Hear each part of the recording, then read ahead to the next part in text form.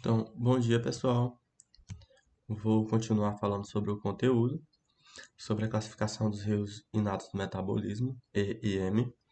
É interessante ressaltar que esses distúrbios, erros inatos do metabolismo, eles são denominados como problemas que acontecem, por exemplo, no promotor e a uma enzima não é expressa, ou às vezes essa enzima é expressa, mas ela tem um defeito, e aí por conta disso haverá um acúmulo do substrato ou um acúmulo do produto, e vocês sabem que quando eu causo uma alteração na quantidade de substâncias no organismo, eu vou gerar um problema, por exemplo, uma intoxicação.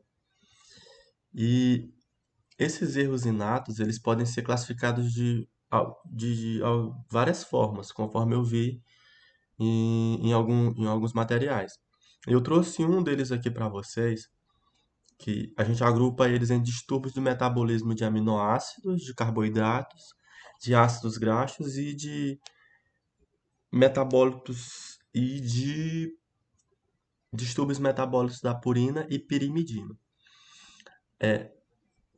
Eita, ia. Vamos beber um cafezinho aqui, gente, para relaxar. Hum, aqui, ó. Apesar de eu não ter encontrado assim literatura que falasse especificamente quanto à classificação, quanto ao tratamento, quanto ao diagnóstico e tratamento exclusivamente dos distúrbios metabólicos da purina e pirimidina, eu vou falar de forma universal e o Dias que vai me suceder, ele vai aprofundar falando sobre a doença, sobre as formas de tratamento, sobre as, os problemas que ocasiona dentro do organismo, tá bom? Aqui. Só para a gente poder centralizar, então nós estamos falando de purinas e pirimidinas que são bases nitrogenadas, entre as quais algumas possuem dois anéis na sua estrutura, que são as purinas, e uma possui um anel, que são as pirimidinas. As purinas nós podemos destacar a adenina e a guanina, e a pirimidina citosina, timina e uracila. Os problemas de erosinato metabolismo nessas bases nitrogenadas, eles vão se dar por consequência de ou um resíduo, ou uma enzima da via, ou uma coisa ou outra, tá? E como vocês podem ver na tabela abaixo, elas fazem parte da composição do ATP, ADP, do NAD, FAD e AMP cíclico. O AMP cíclico ele está relacionado à comunicação de célula a célula, como a gente já até viu em algumas vezes metabólica e fisiologia, e as demais estão relacionadas à captura e transferência de energia, tá bom? Então, olha, como elas formam os nucleotídeos, elas vão estar associadas a respostas celulares, ao armazenamento de energia, informações genéticas RNA e DNA, cofatores como a coenzima A, o NAD, o FAD e intermediários sintéticos como a UDP-glicose. As doenças relacionadas às purinas, os EIMs das purinas, elas estão associadas à deficiência de enzimas específicas. E eu vou falar para vocês aqui elas agora, tanto das purinas como pirimidina, e me perdoe se eu errar em alguma palavra, porque realmente são muito complicadas. Eu tive esse trabalho, mas eu treinei bastante em casa. Vamos ver se deu certo. Então, por exemplo, pode ocorrer deficiência da adenosina desaminase, da purina nucleosídeo fosforilase, da xantina desidrogenase, da hipoxantina fosforibosil transferase, da adenina fosforibosil transferase, da adenilsucinato liase, da aminoadenilato-desaminase e da fosforibosil pirofosfato sintetase. Essas são as 8 enzimas que podem sofrer algum tipo de problema ou podem não ser expressas e ocasionar o resíduo de metabólitos ou de substrato dentro da via de produção ou de degradação das purinas, da síntese, né, do catabolismo, do anabolismo, e que vai gerar problemas no organismo. E também nós temos a das pirimidinas. Como vocês lembram, são três: citosina, timina e uracila, né, uracila do RNA e as demais do DNA, uracila do RNA e as demais. Ok, até aí. Pode ter a deficiência da uridina monossfosfato sintetase, da pirimidina nucleotidase, da dihidroxipirimidina desidrogenase, da dihidropirimidina amido-hidrolase ou dihidropirimidinase, tá bom? Então, as enzimas que estão relacionadas a erros, quanto à classificação de erros inato metabolismo de pirimidinas, são essas, e as de purina são as que eu citei anteriormente. quanto ao diagnóstico no Sistema Único de Saúde Brasileiro de erros no metabolismo.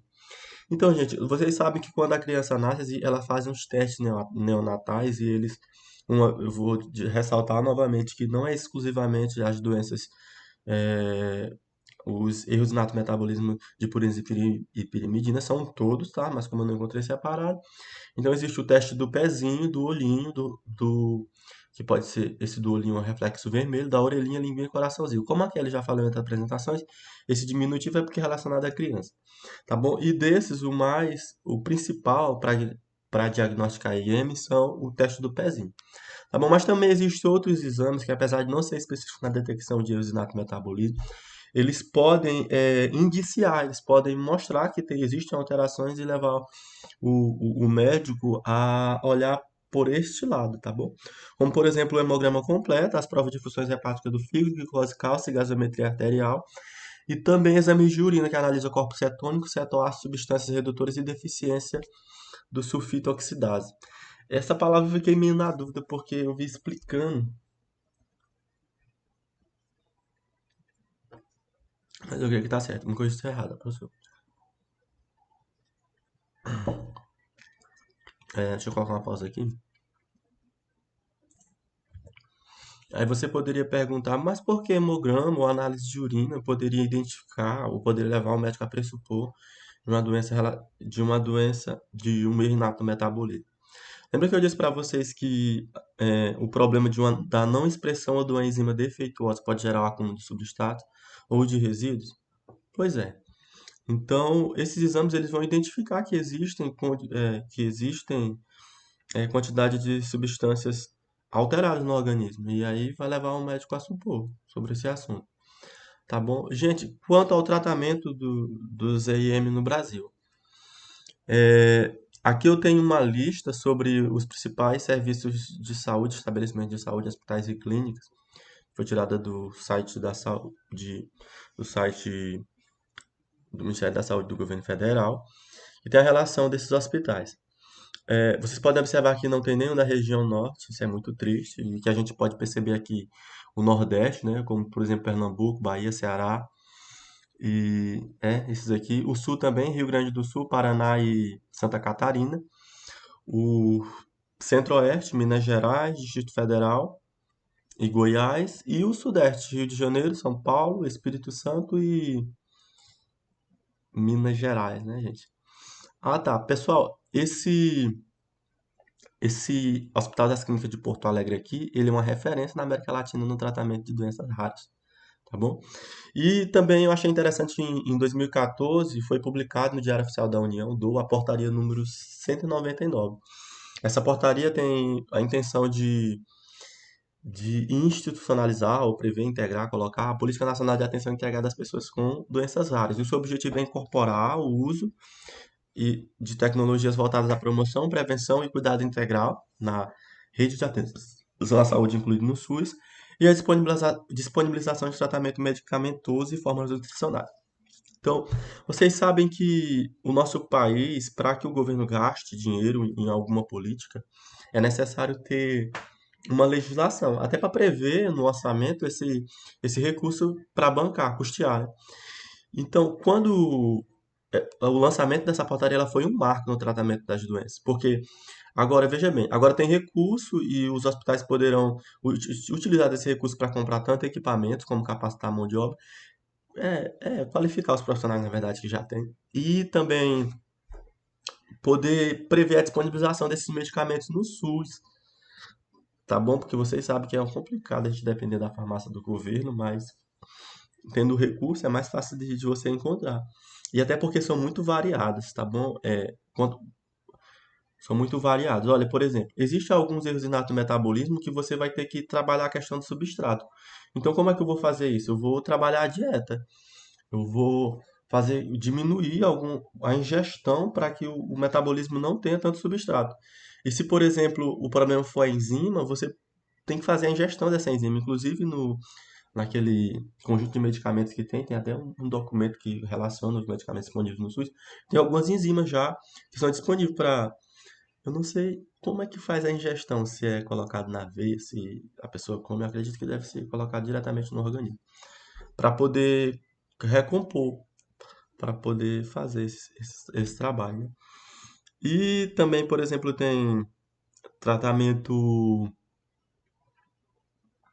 de terapia gênica, que ainda é um sonho, né? A gente não domina totalmente com de tratamento, mas é colocar a informação ou corrigir a informação genética diretamente no DNA para que o organismo consiga sintetizar essas enzimas de forma correta. Existe também a cultura de células, que você faz a doação da medula óssea com células que têm essas informações e vão conseguir sintetizar isso para essa demanda. Então, dependendo da doença, existem várias formas de tratamento.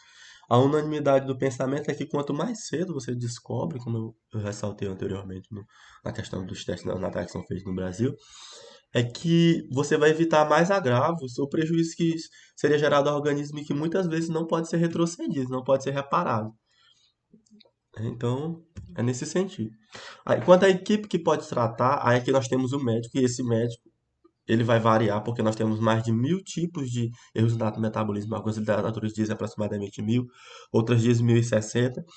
E dependendo da área, né, vai exigir uma especialidade diferente.